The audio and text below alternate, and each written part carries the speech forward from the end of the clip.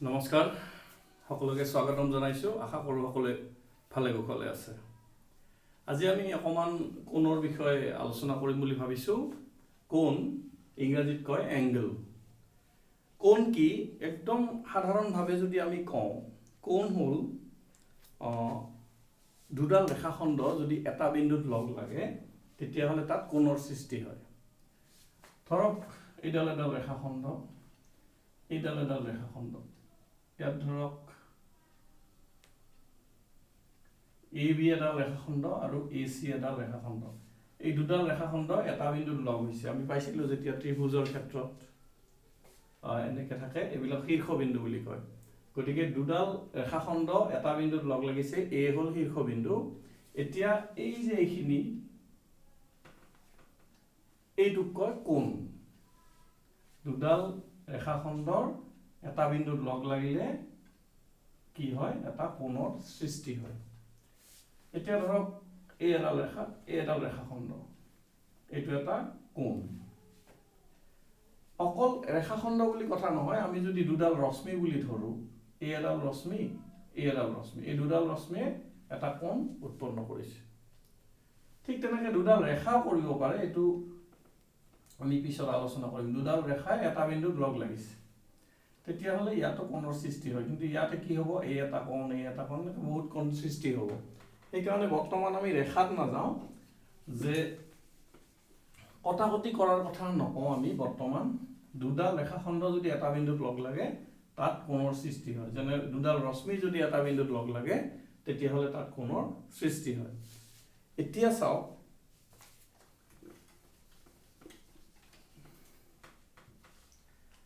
দুডাল ৰশ্মি বা ৰেখাখণ্ড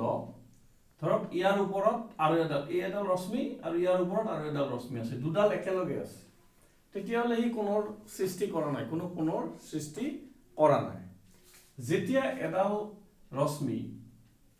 আঁতৰি আহিব ইয়াৰ পৰা ধৰক এইখিনি মান দূৰত আহিল এডাল ৰশ্মি মুচি দিলোঁ তেতিয়াহ'লে ইয়াত এটা কোণৰ সৃষ্টি কৰিব ই আহি যদি এইখিনি পায় তেতিয়াহ'লে কি হ'ব তেতিয়া এইটো কোণৰ সৃষ্টি কৰিব এনেকৈ এই ৰশ্মিডাল ঘূৰি থাকিব আৰু ই কোণ সৃষ্টি কৰি থাকিব ডাঙৰ কোণ হৈ থাকিব মই প্ৰেক্টিকেলি বুজাই দিছোঁ আপোনালোকক ধৰক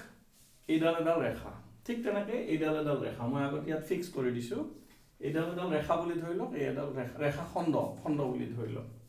এতিয়া এই ৰেখাখণ্ড দুডাল ধৰি লওক একে জাগাতে আছে একেলগে আছে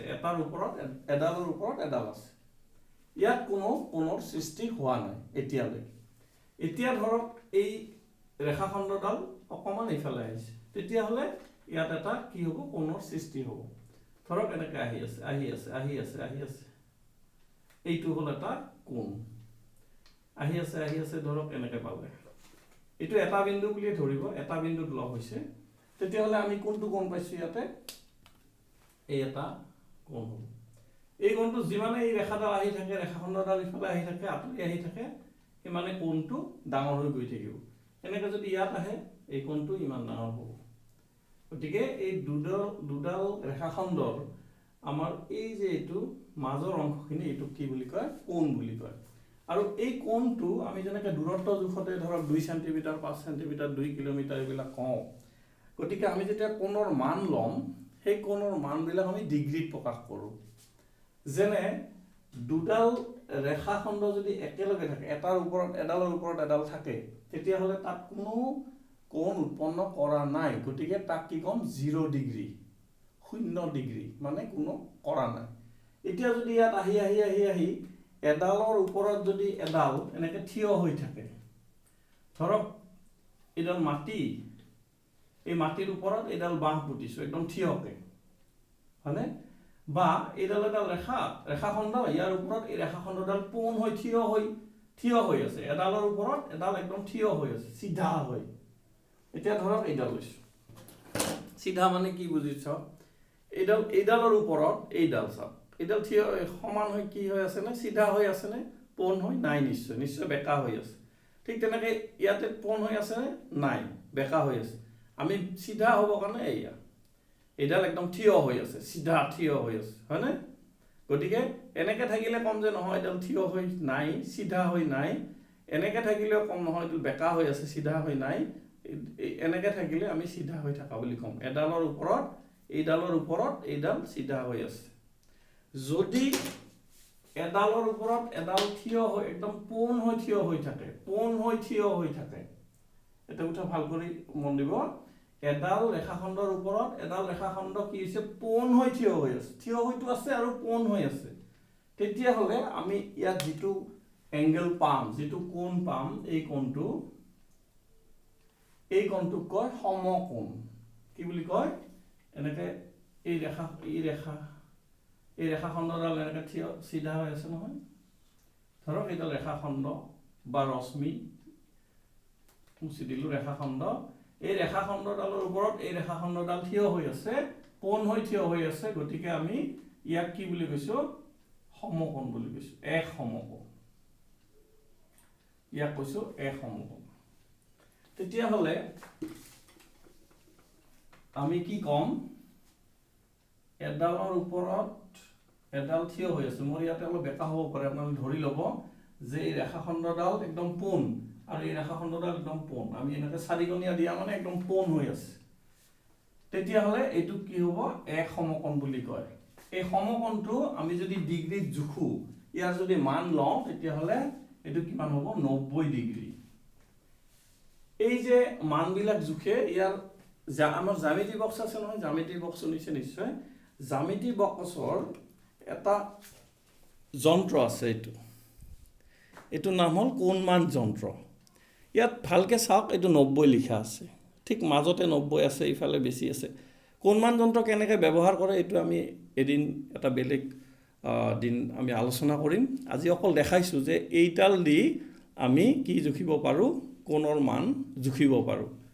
এইটোক কি কয়? কোণমান যন্ত্ৰ। এইটো জ্যামিতি বাকচৰ থাকে। এই কোণমান যন্ত্ৰটি যদি আমি জোখোঁ, তেতিয়াহ'লে আমি গম পাম যে কি হয়, ইয়াতে এইটো 90 ডিগ্ৰী হৈ আছে, চিধা হৈ থাকিলে, পোন হৈ থাকিলে 90 ডিগ্ৰী হ'ব। তেতিয়াহ'লে আমি কি কৈছোঁ যে এডালৰ ওপৰত এডাল ৰেখাখণ্ড বা ৰশ্মি যদি থিয় হৈ থাকে, তেতিয়াহ'লে তাত কিমান ডিগ্ৰী কোণ উৎপন্ন হয়? 90 ডিগ্ৰী। এতিয়া 90 ডিগ্ৰী কোণটোক আমি কি কৈছোঁ? সমকোণ। 90 ডিগ্ৰী কোণটোক আমি নাম দিছোঁ কি? সমকোণ। 90 ডিগ্ৰী কোণটোৰ নাম হ'ল সমকোণ। এতিয়া চাওক, 90 ডিগ্ৰী, এতিয়া আৰু এবাৰ কৈছোঁ, এডালৰ ওপৰত এডাল ৰেখাখণ্ড থিয় হৈ আছে, এইডাল ৰেখাখণ্ড, এডালৰ ওপৰত এডাল আছে। ইয়াত কি হৈছে? কোনো ডিগ্ৰী মানে কোনো কোণ উৎপন্ন হোৱা নাই, তাৰমানে 0 ডিগ্ৰী। এতিয়া সি লাহে লাহে কি হৈছে? ইয়াৰ পৰা আঁতৰি আহি আছে। ইয়াত কিন্তু 90 ডিগ্ৰীতকৈ সৰু হ'ব কোণটো নিশ্চয়। ইয়াত আছে 90 ডিগ্ৰী, ইয়াত 90 ডিগ্ৰীতকৈ কমি আহিব নহয়, এনেকৈ কোণটো আহি এইটো হ'ল 0। গতিকে 0ৰ পৰা এনেকৈ বাঢ়ি আহি কি হ'ব? ধৰক ইয়াত 89, 90। এই যে 90 পালে তাক আমি সমকোণ বুলি কওঁ। গতিকে 0 আৰু 90ৰ মাজত যিখিনি জাগা আছে,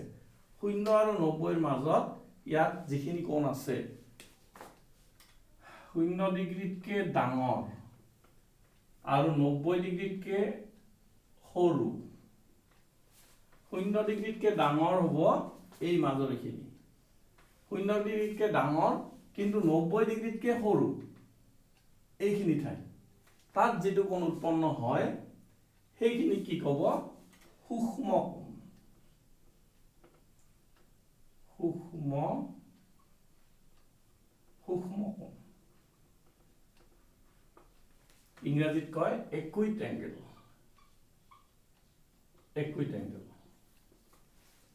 সমকোণক কয় ৰাইট এংগেল, RIGHT। 90 ডিগ্ৰী যেতিয়া হ'ব, তেতিয়া 90 ডিগ্ৰী সমান কি হ'ব? এক সমকোণ বা সমকোণ।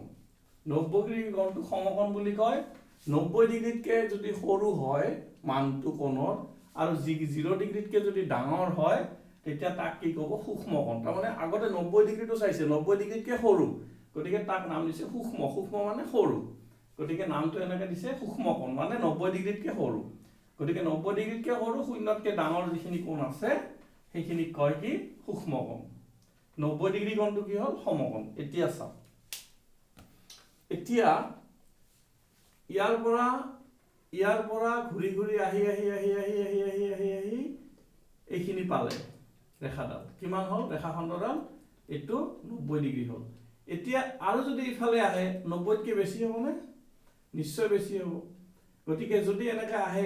আহি আছে এনেকুৱা হ'ল হ'লে কি হ'ব চাওক ইয়াৰ দুটা 90 ডিগ্ৰী হৈ গ'ল এটা হ'ল ইয়াৰ পৰা এইখিনি 90 ডিগ্ৰী আৰু এটা হ'ল ইয়াৰ পৰা এইখিনি 90 ডিগ্ৰী এইটো যদি 90 হয় এইটো 90 হ'ব এইটো সিধা হৈ গ'ল গতিকে টোটাল কিমান হ'ল 180 ডিগ্ৰী 90 মানে দুই সমকোণ তো যদি 180 ডিগ্ৰী হয় তেতিয়াহ'লে সেই কোণটো ক'ব সৰল কোণ এই কোণটো ক'ব সৰল কোণ ইংৰাজীত কি কয় straight angle straight সৰল কিয় আসলতে সৰল কয় আমি আগতে পাইছিলো নহয় যে সৰল ৰেখা এডালে ৰেখাৰ নিচিনা হৈছে নহয় এডাল ঘূৰি ঘূৰি আহি এডাল কিন্তু এডাল ৰেখাৰ নিচিনা হোৱা নাই কিন্তু আহি যেতিয়া এনেকুৱা হৈ গ'ল এডাল লাইন হৈ গ'ল এডাল ৰেখা হৈ গ'ল এডালক কি কয় সৰল ৰেখা নহয় আগতে আমি সৰল ৰেখা বুলি কৈছিলো এইবিলাকক আজিকালিতো সিধা হ'লে ৰেখা বুলি কওঁ তো এই কাৰণে এই নামটো দিছে যে এইটো এটা সৰল কোণ কাৰণ সৰল ৰেখা নিচিনা হৈ যায় কাৰণে এইটোৰ নাম দিছে সৰল কোণ এই সৰল কোণ ষ্ট্ৰেইট লাইন হৈ যায় কাৰণে ইংৰাজীটো ষ্ট্ৰেইট এংগেল বুলি কৈছে ষ্ট্ৰেইট এংগেল মানে সৰল কোণ এইটো 180 ডিগ্ৰী তাৰ মানে এইডাল গৈ ক'ত আহিব এইডাল আহিব ইয়াতে এই কোণটো কি ক'ব 180 ডিগ্ৰী ইয়াক আমি এতিয়া কি ক'লো সৰল কোণ এতিয়া চাও বহুত ইন্টাৰেস্টিং এতিয়া এই যে ইয়াতে 90 ডিগ্ৰী হৈছিল এটা ইয়াতে থাকিলে এইখিনি 90 ডিগ্ৰী হৈছিল নহয় এটো এতিয়া 90তকৈ ডাঙৰ 90 ডিগ্ৰীতকৈ যদি ডাঙৰ হয় কিন্তু আহি 90ৰ পৰা 91 92 93 93 কৰি কিমান হ'ল 179 180 এই যে 180 হ'ল 180তকৈ যদি সৰু হয় 90 ডিগ্ৰীতকৈ ডাঙৰ 180তকৈ সৰু এইবিলাকক কি কয় স্থূল কোণ এই কোণবিলাকৰ নাম হ'ল স্থূল কোণ যিবিলাক কোণৰ মান 90 ডিগ্ৰীতকৈ ডাঙৰ কিন্তু 180 ডিগ্ৰীতকৈ সৰু তাৰ মানে কি হ'ব ইয়ালৈকেতো 90 ডিগ্ৰী হ'ল গতিকে যেতিয়া আমাৰ 90 91 এনেকৈ আহি আছে যেতিয়া 180 হ'ল তাৰ মানে ইয়াৰ পৰা ইয়াৰ ভিতৰত সৰি ইয়াৰ পৰা ইয়াৰ ভিতৰত 90তকৈ বেছি আৰু 180তকৈ কম এই কোণবিলাকক কি বুলি ক'ব স্থূল কোণ ইংৰাজীত কি কয়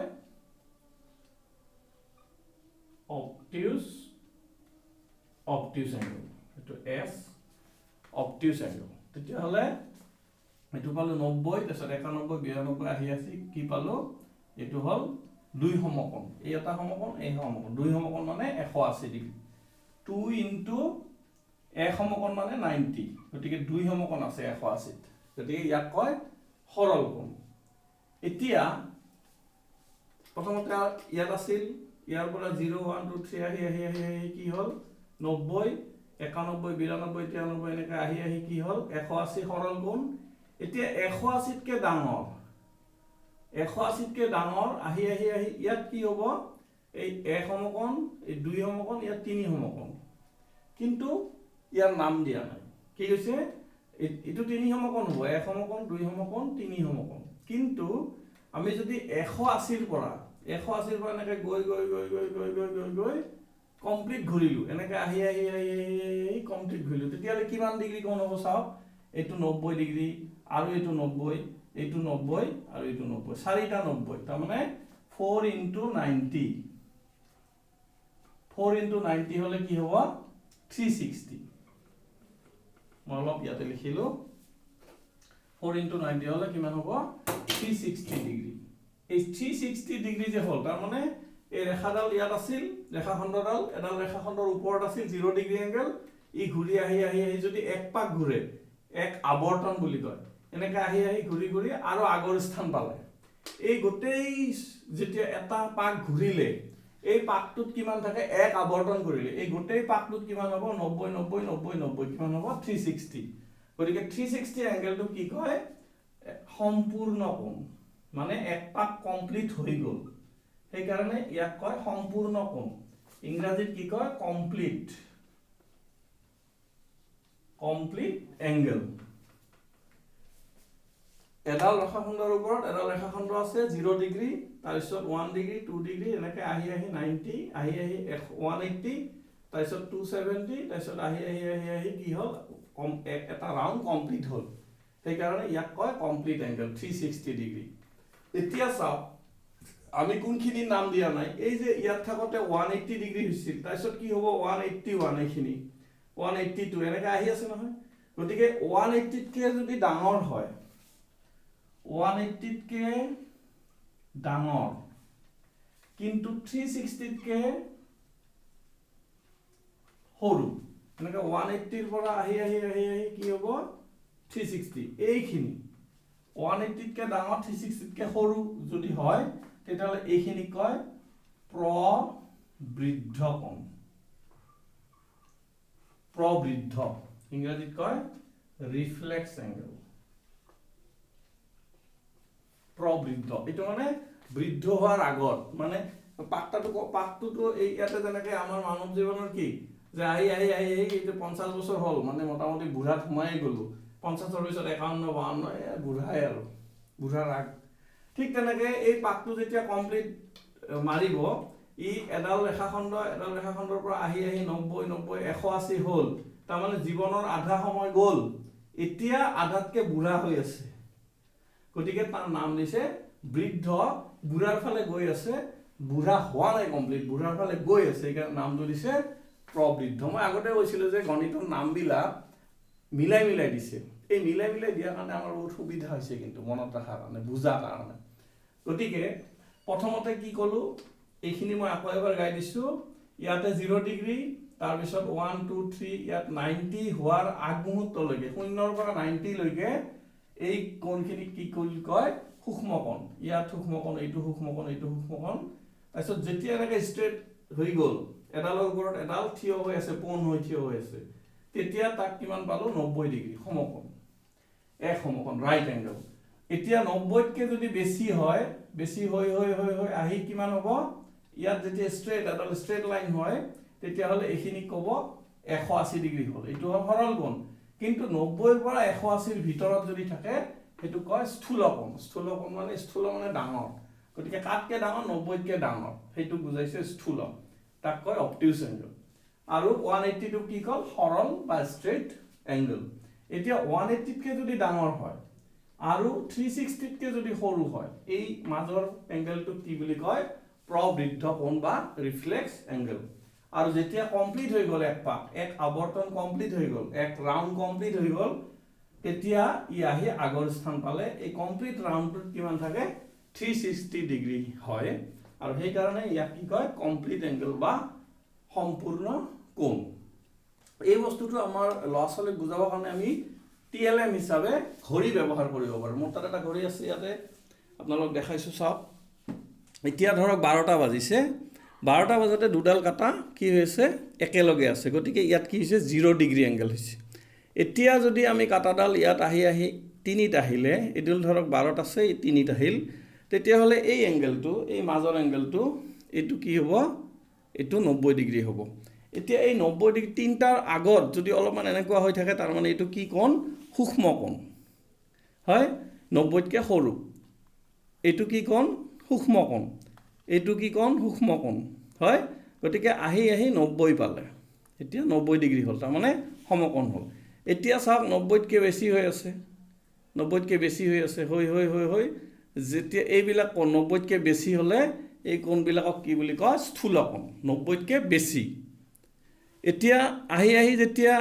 এডাল ষ্ট্ৰেট লাইনৰ নিচিনা হ'ল এইটো কয় কি কোণ সৰল কোণ কাৰণ এডাল সৰল ৰেখাৰ নিচিনা হৈছে গতিকে এইটো হ'ল 180 ডিগ্ৰী কোণ 180 ডিগ্ৰী কোণটোক কি বুলি কয় সৰল কোণ বা ষ্ট্ৰেইট কোণ ষ্ট্ৰেইট এতিয়া চাওক অলপ যদি এনেকৈ দিওঁ তেনেহ'লে এইটো ইয়াত কিন্তু চাব এই এংগেলটোৰ কথাহে কৈছোঁ কাটাডাল মনত ৰাখিব আমাৰ ঘড়ীৰ দিশত ঘূৰি আছে সোঁফালে ঘূৰি আছে গতিকে এনেকৈ আহি আছে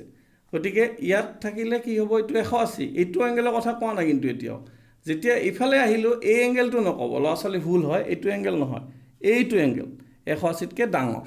গতিকে 180তকৈ ডাঙৰ হৈ হৈ আহি আহি আহি আহি আহি আহি এইটো কিমান হ'ব তিনিটা ৰাইট এংগেল হ'ব মানে এই এটা দুটা তিনিটা এইখিনি হ'ল 270 3 × 90 270 তাৰপিছত আহি আহি আহি আহি যেতিয়া এটা ৰাউণ্ড কমপ্লিট হৈ গ'ল আৰু 12টা আহি গ'ল তেতিয়া এই গোটেই ৰাউণ্ডটোত কিমান থাকিলে 360 ডিগ্ৰী এই 360 ডিগ্ৰীক কি বুলি কয় 360 ডিগ্ৰীক কি বুলি কয় সম্পূৰ্ণ কোণ বা কমপ্লিট এংগেল তেতিয়াহ'লে আজি আমি এইখিনি কথা আলোচনা কৰিলোঁ ইয়াৰ পিছতো আৰু বিভিন্ন ধৰণৰ কোণ আছে সেই কোণবিলাকৰ বিষয়ে আমি নেক্সট আলোচনা কৰিম গতিকে আমি ইয়াতে এৰিলোঁ গতিকে এইটো আমি এপিছড 18 কোণৰ প্ৰথম খণ্ড বুলি হয়তো মই নামাকৰণ কৰিম ধন্যবাদ